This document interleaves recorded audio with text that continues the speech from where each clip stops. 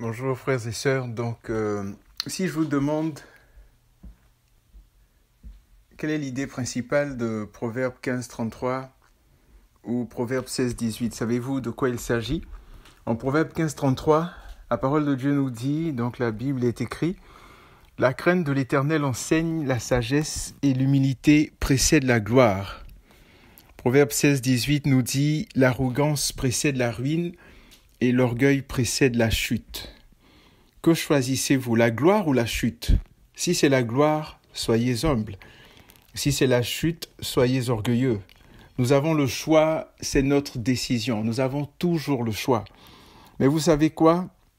Comme le Seigneur Jésus nous aime tellement et qu'il sait que nous avons parfois des luttes, des combats avec certaines choses dans nos vies, notamment avec l'orgueil, il adresse ce sujet dans sa parole afin que nous marchions comme lui a marché sur cette terre, que nous parlions comme lui a parlé, que nous agissions comme lui a agi, que nous parvenions à la stature parfaite de Christ. Amen.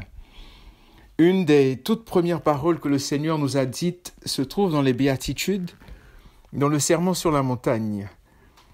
Il a dit en Matthieu 5:3, « Heureux les pauvres en esprit, car le royaume des cieux est à eux. » Il ne s'agit pas ici de l'aspect financier au niveau quand on parle de pauvreté, mais plutôt de notre état spirituel, de la manière dont nous voyons les choses, de la manière dont nous marchons dans l'humilité. Donc il y a une certaine humilité de notre part à avoir. Il y a une certaine conscience que sans le Saint-Esprit, nous ne sommes rien, nous ne valons rien et que nous ne pouvons rien. Donc nous prenons vraiment conscience de notre pauvreté spirituelle, de notre pauvreté en esprit, donc de notre besoin d'avoir le Seigneur dans nos vies et de dépendre de lui. Vous savez, une autre version un peu plus imagée de ce passage, de ce même passage, donc de Matthieu 5:3 dit « Tu es béni quand tu es au bout de tes ressources. Avec moins de toi, il y a plus de Dieu et de son royaume. » Je reprends, Matthieu 5:3, « Tu es béni quand tu es au bout de tes ressources. Avec moins de toi, il y a plus de Dieu et de son royaume. » Jean-Baptiste a bien compris cela quand il a dit à propos de Jésus, « Il faut qu'il croisse et que je diminue. » Il n'a pas commencé en disant « il faut que je diminue et qu'il croisse ». Il a commencé par l'autre, il a commencé par le Seigneur. Il faut qu'il croisse, qu'il grandisse, qu'il prenne toute la place et que moi, Jean-Baptiste, je diminue. Donc en Jean 3, verset 30. Donc voici comment sont décrits les pauvres en esprit.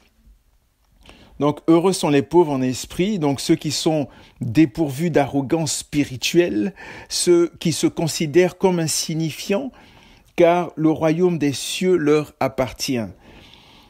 Comment est-ce que je me vois? Comment est-ce que je me considère? Comment est-ce que tu te vois? Comment est-ce que nous nous voyons? Comment nous nous considérons?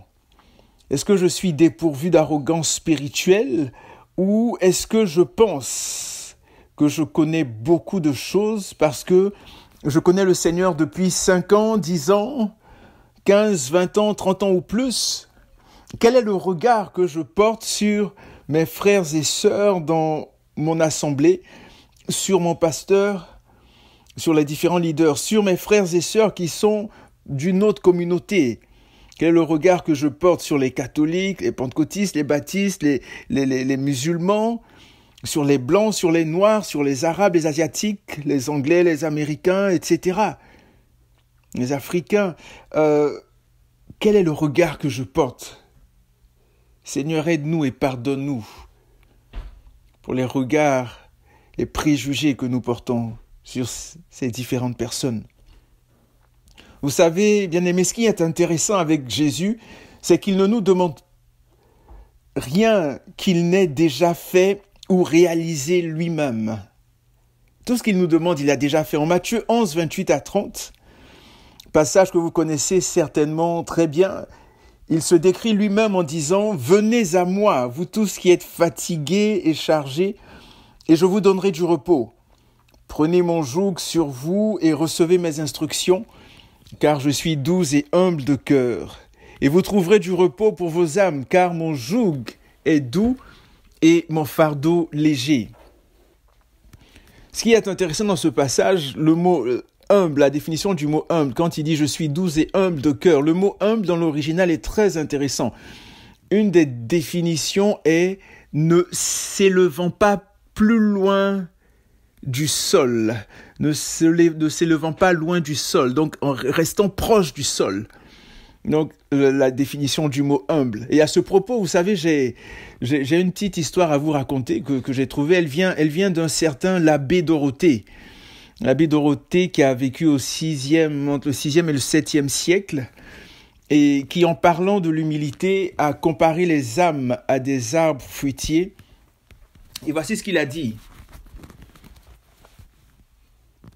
Quand ces arbres portent beaucoup de fruits, les branches sous le poids s'inclinent vers la terre.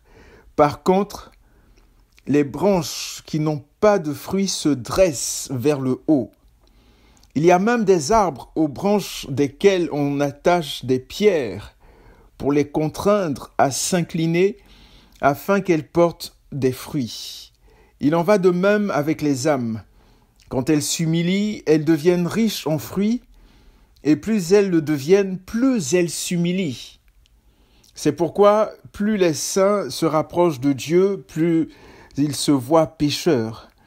Ainsi, Abraham, quand il vit Dieu, s'appela terre et poussière, dans Genèse 18, 27.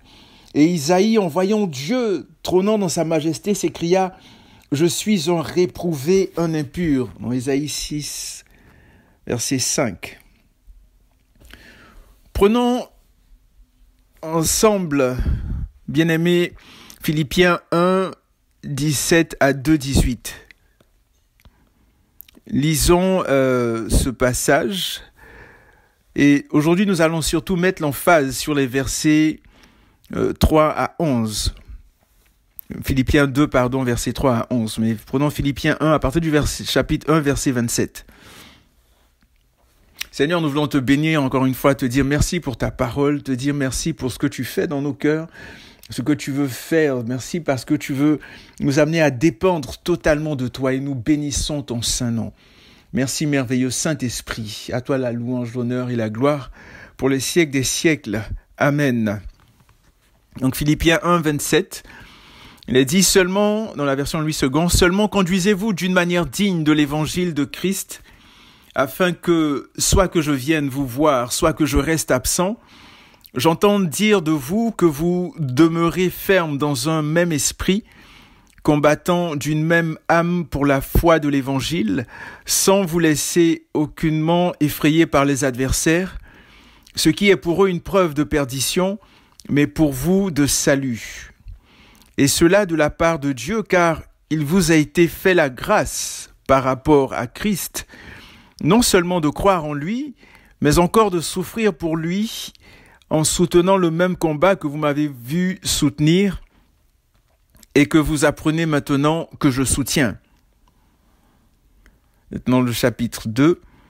Si donc il y a quelque consolation en Christ, s'il y a quelque soulagement dans la charité, s'il y a quelque union d'esprit, s'il y a quelque consolation et quelque miséricorde, rendez ma joie parfaite, ayant un même sentiment, un même amour, une même âme, une même pensée.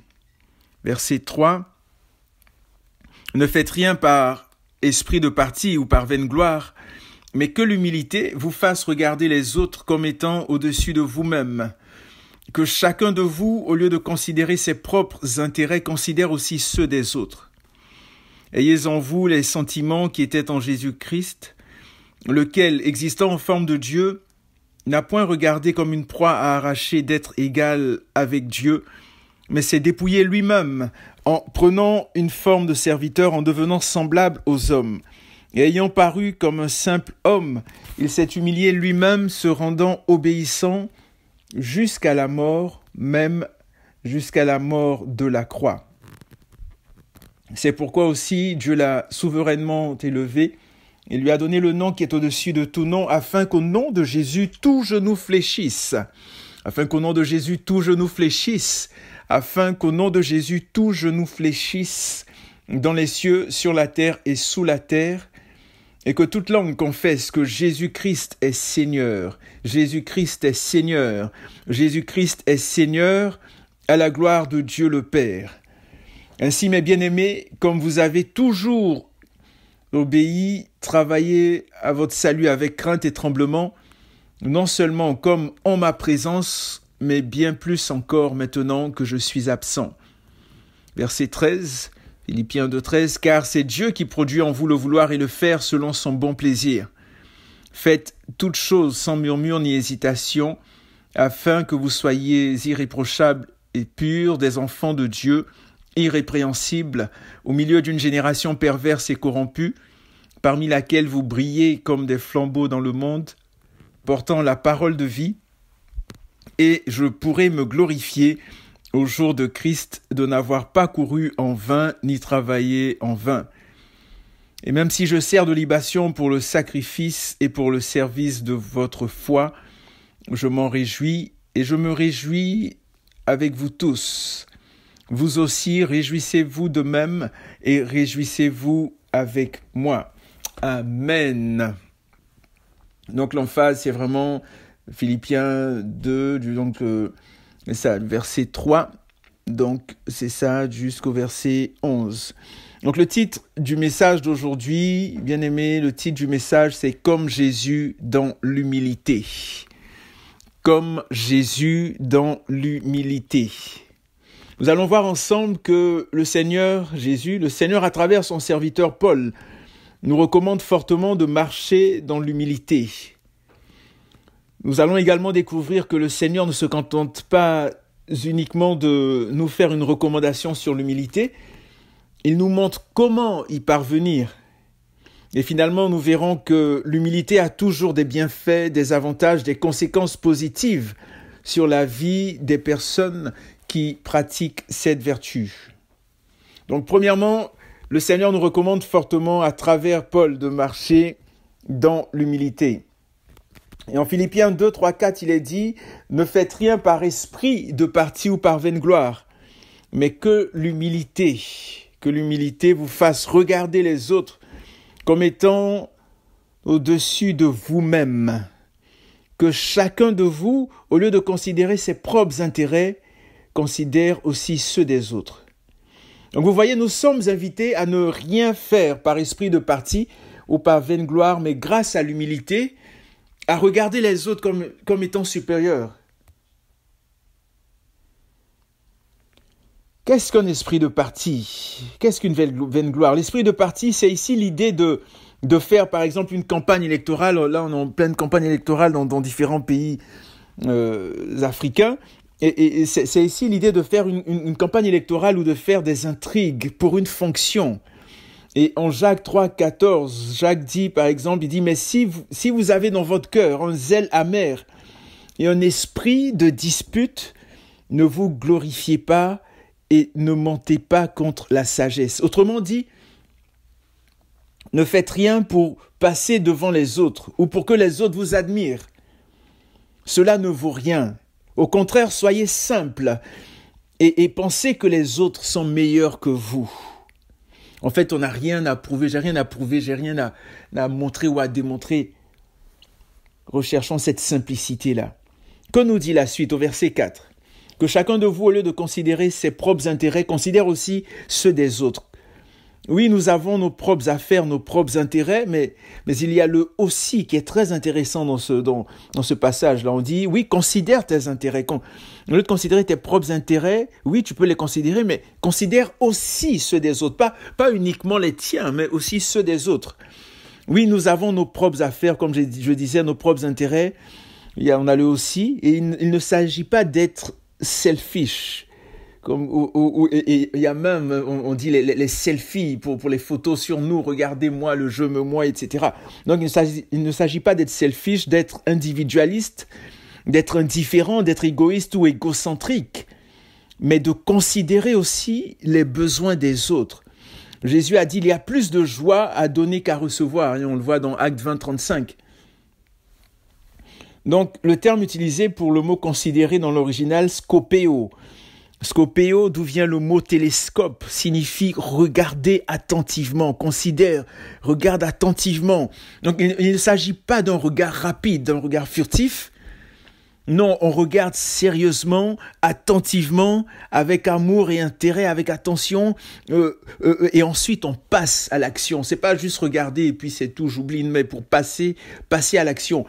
Et bien aimé, cette recommandation de marcher dans l'humilité se retrouve dans d'autres passages aussi. Nous voyons par exemple l'apôtre Pierre qui nous dira en 1 Pierre 5, 5 et 6, il dit « De même, vous qui êtes jeunes, soyez soumis aux anciens, et tous dans vos rapports mutuels, revêtez-vous d'humilité, car Dieu résiste aux orgueilleux, mais il fait grâce aux humbles. » Donc quand il dit revêtez-vous, c'est comme si on prend ce vêtement de l'humilité, c'est comme si c'est un manteau, on se revêt de l'humilité, on prend cette ferme décision. Aujourd'hui il fait un peu froid, donc je me revêt d'un manteau, je prends mon manteau, mais là je prends tous les jours mon manteau de l'humilité. Pour plaire au Saint-Esprit, revêtez-vous d'humilité, car Dieu résiste. Il résiste aux orgueilleux, mais il fait grâce aux humbles. Humiliez-vous donc sous la puissante main de Dieu, afin qu'il vous élève au temps convenable. Jacques, le frère de notre Seigneur Jésus-Christ, dira aussi: croyez-vous que l'Écriture parle en vain? Donc dans Jacques 4, 5 à 10, il dit: croyez-vous que l'Écriture parle en vain? C'est avec jalousie que Dieu chérit l'Esprit, qu'il a fait habiter en nous son Esprit, le Saint-Esprit. Il dit: il accorde au contraire une grâce plus excellente. C'est pourquoi l'Écriture dit: Dieu résiste aux orgueilleux, mais il fait grâce aux humbles. Soumettez-vous donc à Dieu, résistez au diable et il fuira loin de vous. Approchez-vous de Dieu, il s'approchera de vous. Nettoyez vos mains, pécheurs, purifiez vos cœurs, hommes irrésolus. Sentez votre misère, soyez dans le deuil et dans les larmes, que votre rire se change en deuil et votre joie en tristesse. Humiliez-vous devant le Seigneur. Humilions-nous devant le Seigneur. Et il vous élèvera, il nous élèvera. Jacques 4, 5 à 10. Vous voyez, on vient de voir, bien aimé, qu'on est fortement invité à marcher dans l'humilité. Et c'est une très bonne chose, n'est-ce pas? Mais comment fait-on cela? Le comment est très important. J'aime tellement le comment. Il faut jeûner, il faut prier, il faut faire ci, il faut faire ça. Mais comment? Le comment c'est la clé. Mais comment fait-on pour marcher dans l'humilité? Et c'est ce que nous allons voir dans les prochaines minutes. Donc le deuxième grand point que nous allons voir, c'est que le Seigneur ne se contente pas uniquement de nous faire une recommandation sur l'humilité, mais il nous montre comment y parvenir. Et on le voit dans Philippiens 2, 5 à 8. Verset 5, il est dit: « Ayez en vous les sentiments qui étaient en Jésus-Christ, lequel, existant en forme de Dieu, n'a point regardé comme une proie à arracher d'être égal avec Dieu, mais s'est dépouillé lui-même en prenant une forme de serviteur, en devenant semblable aux hommes, et ayant paru comme un simple homme, il s'est humilié lui-même, se rendant obéissant jusqu'à la mort, même jusqu'à la mort de la croix. » En un mot, en une phrase, marcher dans l'humilité consiste à observer Jésus. Et pas juste à l'observer, mais à l'observer et à faire comme lui. Comme Jésus dans l'humilité, le titre de notre message. À faire comme lui. Lui-même a dit qu'il fait ce qu'il voit le Père faire. Pourquoi pas nous? Vous savez, on parvient à marcher dans l'humilité tout d'abord en ayant les sentiments qui étaient en Jésus. Quels sont les sentiments qui étaient en Jésus? Parce qu'il est dit, ayez les sentiments qui étaient en Jésus. Et quels sont ces sentiments-là? Il y en a plein, il y en a plusieurs. Je vais juste en citer quelques-uns. Doux et humble de cœur. En Matthieu 11, 29, le Seigneur Jésus lui-même dit, je suis doux et humble de cœur. Je suis doux et humble de cœur. Ensuite, un autre sentiment, c'est un amour sincère, profond et véritable. En Jean 13, verset 1, L'apôtre Jean nous dit, avant la fête de Pâques, Jésus, sachant que son heure était venue de passer de ce monde au Père et ayant aimé les siens qui étaient dans le monde, mit le comble à son amour pour eux. Donc il mit le comble à son amour pour eux. Et la suite de l'histoire, c'est lorsque le Seigneur lave les pieds de ses disciples, de chacun de ses disciples, même de Judas qui va le trahir. Il lave quand même ses pieds. Et donc on voit un amour sincère, un amour suprême et une patience. Donc on a parlé de sentiments, le fait d'être doux et humble de cœur, un amour sincère, profond, véritable et une patience à toute épreuve. Par rapport à ça, dans 1 Pierre 2, 19 à 23, il est dit « Car c'est une grâce que de supporter des afflictions par motif de conscience envers Dieu quand on souffre injustement. En effet, quelle gloire y a-t-il à supporter de mauvais traitements pour avoir commis des fautes ? Mais si vous supportez la souffrance lorsque vous faites ce qui est bien, c'est une grâce devant Dieu. En effet, et c'est à cela que vous avez été appelés parce que Christ aussi a souffert pour vous, vous laissant un exemple, afin que vous suiviez ses traces, même dans la souffrance, bien-aimés. Lui qui n'a point commis de péché, et dans la bouche duquel il ne s'est point trouvé de fraude.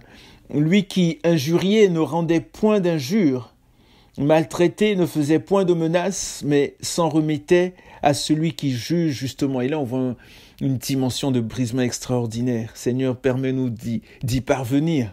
Merveilleux Saint-Esprit. Verset 24, lui qui a porté lui-même nos péchés en son corps sur le bois, afin que, morts au péché, nous vivions pour la justice, lui par les meurtrissures duquel vous avez été guéris. 1 Pierre 2, 19 à 23. Donc on a vu comme sentiment le fait d'être doux et humble de cœur, un amour sincère, une patience à toute épreuve, un courage extraordinaire lorsqu'il censurait les scribes et les pharisiens. On le voit dans Matthieu 23 et également les éléments du fruit de l'esprit, l'amour, la joie, la paix, la patience, la bonté, la bienveillance, la fidélité, la douceur, la maîtrise de soi. Galates 5, 22, 23, que le Seigneur avait totalement en lui. Donc, le comment, donc c'est d'abord, on parvient à marcher dans l'humilité, en ayant les sentiments qui étaient en Jésus, donc on vient de voir les sentiments, et en plus des sentiments en Jésus, il est important de considérer, bien aimé, les actions qu'il a posées. Tout d'abord, Jésus n'a pas regardé comme une proie à arracher d'être égal à Dieu, Philippiens 2,6. En fait, c'est ce que Satan a tenté de faire.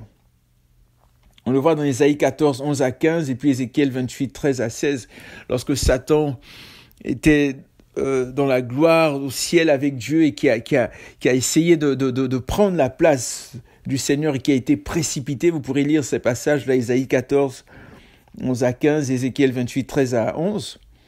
Donc il n'a pas regardé comme une proie arrachée d'être égal à Dieu.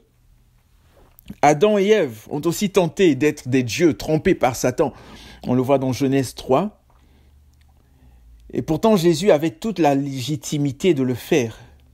Parce que dans 2 Corinthiens 4, il est dit « Christ est l'image de Dieu ». En Colossiens 1,15, « Christ est l'image du Dieu invisible, le premier-né de toute la création ». Dans Hébreux 1,3, « Christ est le reflet de la gloire de Dieu, l'empreinte de sa personne. Il soutient toutes choses par sa parole puissante. » Et malgré cela, il est resté humble. Donc, une des premières actions que Jésus a faites, c'est qu'il n'a pas regardé comme une proie arrachée d'être égal à Dieu. Et ensuite, il s'est dépouillé lui-même en prenant la forme de serviteur. Nous n'aimons pas toujours prendre cette forme-là de serviteur. On aime être accueilli, applaudi, qu'on aime être élevé et tout, que tout le monde puisse nous regarder, etc., bien parler de nous, mais le Seigneur s'est dépouillé lui-même en prenant cette forme-là. L'humilité précède la gloire, l'orgueil précède la chute. Le mot utilisé pour dépouiller signifie vider, rendre vide. Il s'est dépouillé lui-même.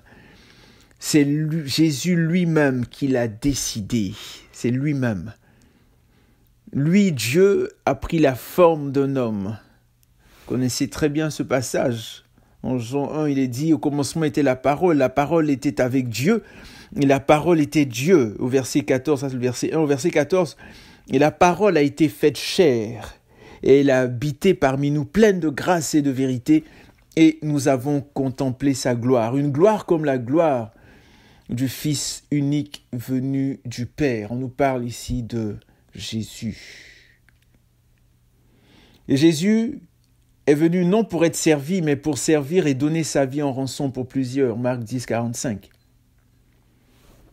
Donc vous voyez, en plus des sentiments en Jésus, les actions qu'il a posées, donc il n'a pas regardé comme une proie arrachée d'être égal à Dieu, il s'est dépouillé lui-même en prenant la forme de serviteur et il s'est humilié lui-même, se rendant obéissant jusqu'à la mort sur la croix. Jusqu'à la mort, pour toi, pour moi, mon frère, ma sœur. Jésus lui-même, encore une fois, a pris une telle décision. Sa profonde humilité s'est traduite par son obéissance totale à son Père, au point de mourir de la mort la plus infâme. Et voici un passage qu'on oublie souvent, qui décrit un épisode de la vie de notre Seigneur et Sauveur Jésus-Christ. En Hébreux 5, 7 et 8, il est dit, « C'est lui qui, dans les jours de sa chair, ayant présenté avec de grands cris et avec larmes des prières et des supplications à celui qui pouvait le sauver de la mort, et ayant été exaucé à cause de sa piété, a appris, bien qu'il fût fils, l'obéissance par les choses qu'il a souffertes. » Il a appris l'obéissance par les choses qu'il a souffertes. La souffrance est une école et nous apprend l'obéissance. On rejette souvent la souffrance, mais le Seigneur Jésus a appris l'obéissance par les choses qu'il a souffertes. Que nous puissions marcher dans cette voie pour la gloire de notre Dieu. Donc, bien-aimés, après avoir vu que nous étions fortement invités à marcher dans l'humilité et comment y parvenir, nous allons maintenant voir les bienfaits de l'humilité. Les bienfaits de l'humilité. Vous savez, l'humilité a toujours des conséquences positives dans la vie des personnes qui la pratiquent dans ce monde ou le monde à venir. On le voit dans Philippiens 2, 9 à 11.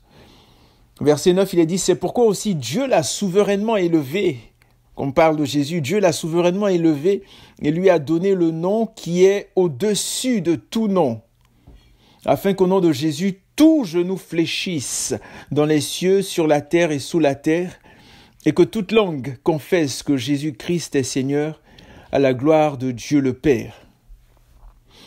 Donc, qu'est-ce qu'on voit ici? On voit que Dieu, tout d'abord, a souverainement élevé Jésus. Dieu est souverain. Dieu a décidé d'élever Jésus. Dieu a souverainement élevé Jésus et lui a donné le nom au-dessus de tout nom. Donc, souverainement, vous savez, signifie que Dieu a surexalté Jésus. Dieu l'a élevé à la majesté suprême. Dieu l'a élevé à la majesté suprême. Et Dieu l'a ressuscité en le délivrant des liens de la mort. On le voit dans Actes 2, 24 et 33. Et l'épreuve de cette humiliation, par exemple, je ne sais pas si vous vous rappelez de cet épisode-là dans Acte 7 avec Étienne. Étienne qui a vu Jésus debout à la droite de Dieu. C'est pas n'importe qui est debout à la droite de Dieu. Donc, on voit la preuve de cette élévation souveraine de Dieu. Et Saul de Tarse, aussi devenu Paul, l'a rencontré sur le chemin de Damas dans Actes 9, verset 3. Et Jésus est assis dans les lieux célestes et nous sommes avec lui dans Éphésiens 2, 6. lui qui est assis, béni soit Dieu, il nous a bénis de toute bénédiction spirituelle dans les lieux célestes, lui qui est assis, etc., etc. Donc, on voit que Dieu a souverainement élevé Jésus et lui a donné le nom qui est au-dessus de tout nom.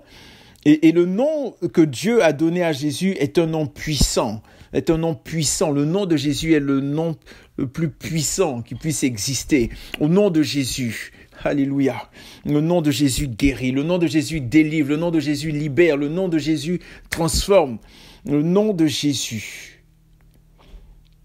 Et dans Philippiens 2, 10 et 11, il est dit, afin qu'au nom de Jésus, tout genou fléchisse dans les cieux, sur la terre et sous la terre, et que toute langue confesse que Jésus-Christ est Seigneur, à la gloire de Dieu le Père. Ce nom, c'est Jésus.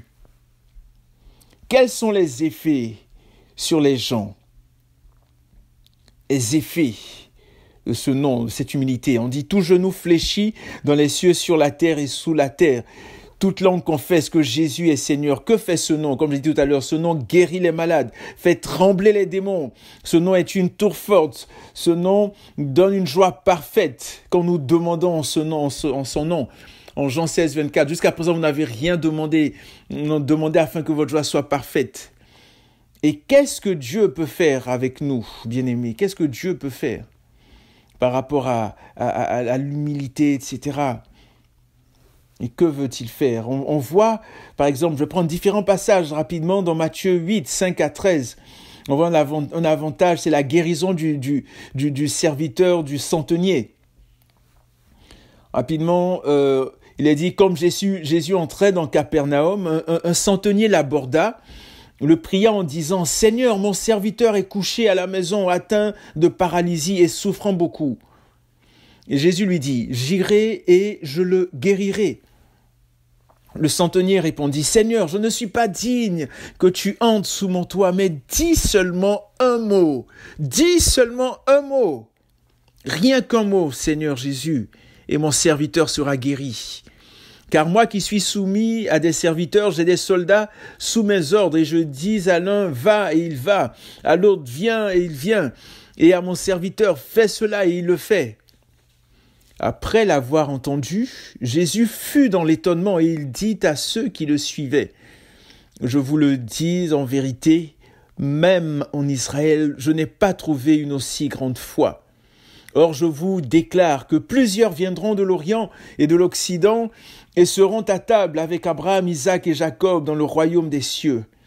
Mais les fils du royaume seront jetés dans les ténèbres du dehors où il y aura des pleurs et des grincements de dents. » Puis Jésus dit au centenier, « Va, qu'il te soit fait selon ta foi. » Et à l'heure même, le serviteur fut guéri. On voit ici l'humilité du centenier, porter la guérison de son serviteur.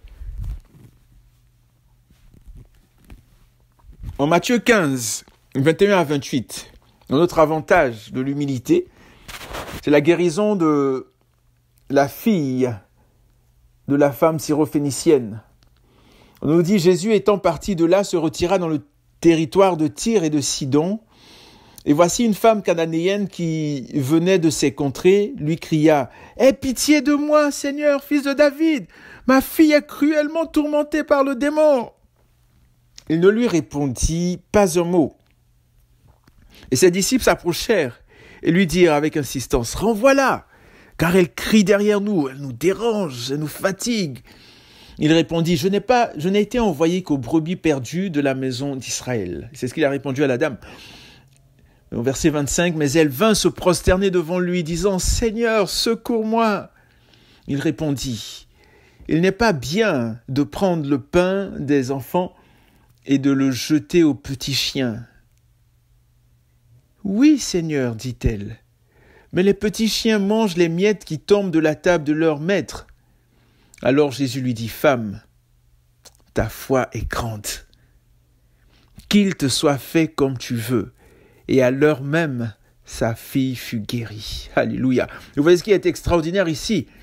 C'est comme si Jésus la comparait, la traitait de chienne, je dirais, la comparait aux petits chiens, parce qu'à l'époque, les Juifs considéraient les Samaritains comme des chiens. Ils utilisaient même ce terme-là.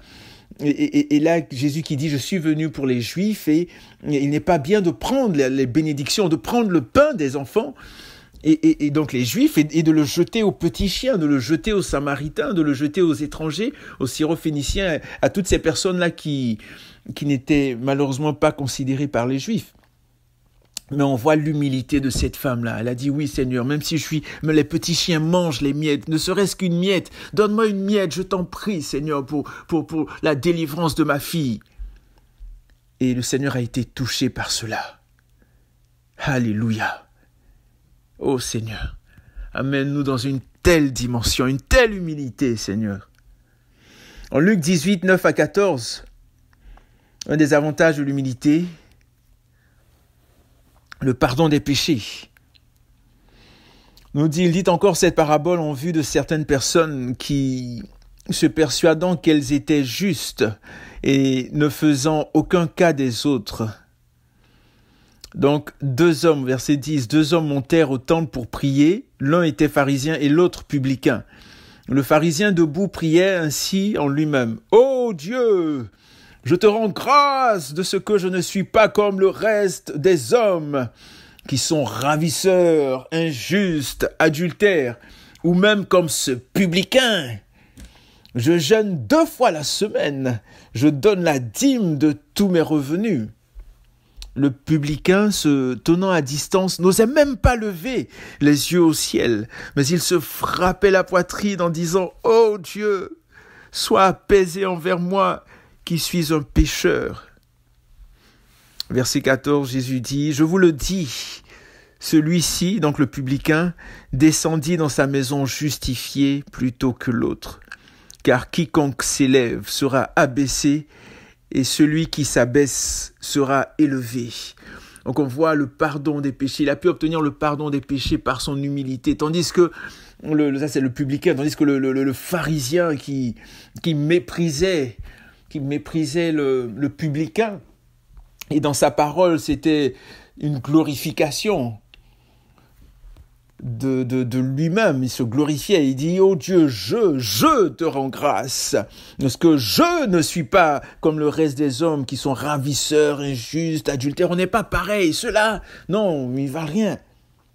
Ils sont ravisseurs, ils sont injustes, adultères. Ou même, regarde ce publicain-là, il est dans la maison de Dieu, il est en train de prier et il est en train de critiquer l'autre. Il dit, regarde même ce publicain-là, oh, Jesus.